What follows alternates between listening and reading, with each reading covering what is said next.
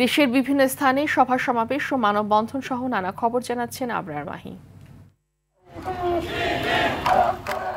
ছাত্র সংসদ নির্বাচন বানচালে ষড়যন্ত্রের প্রতিবাদে সাভারে বিক্ষোভ মিছিল ও সমাবেশ করা হয়েছে। ঢাকা আরিচা মহাসড়কের নিউ মার্কেট বাজার বাস স্ট্যান্ড এলাকায় ঢাকা জেলা উত্তর ছাত্র শিবির এ কর্মসূচি পালন করে।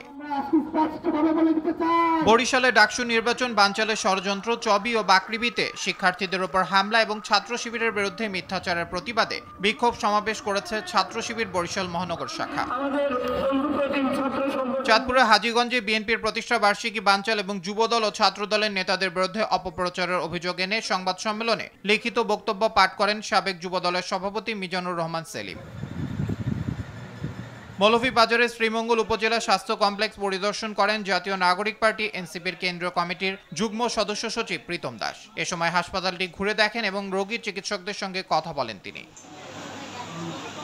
পাহাড়িয়াদের ভয় দেখিয়ে উচ্ছেদের প্রতিবাদে মানববন্ধন করেছে রাজশাহী বিশ্ববিদ্যালয়ের শিক্ষক শিক্ষার্থী সহ আদিবাসীরা। পাহাড়িয়া পল্লীতে এই মানববন্ধনে বক্তারা বলেন, 53 বছর ধরে পাহাড়িয়া সম্প্রদায় এই পল্লীতে বসবাস করে আসলেও কিছু ভূমিদস্যু দাবি করছে এই জমিটি তাদের। এটি পরিকল্পিত ষড়যন্ত্র বলেও অভিযোগ করেন তারা। ফরিদপুরের বিভিন্ন স্থানে সড়কের ফুটপাত দখল করে বসানো অবৈধ দোকান উচ্ছেদে অভিযান পরিচালনা করেছে সদর উপজেলা প্রশাসন, কোতোয়ালী থানা পুলিশ ও পৌরসভা কর্তৃপক্ষ।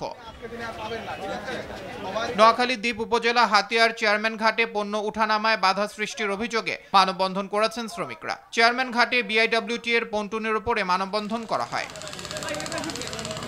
সুনামগঞ্জে জামালগঞ্জের মাদ্রাসার 2 ছাত্রীকে সুখদেবপুর মিলন বাজারের রাস্তা থেকে অপহরণ করে নির্যাতনের প্রতিবাদে মানববন্ধন করা হয়েছে।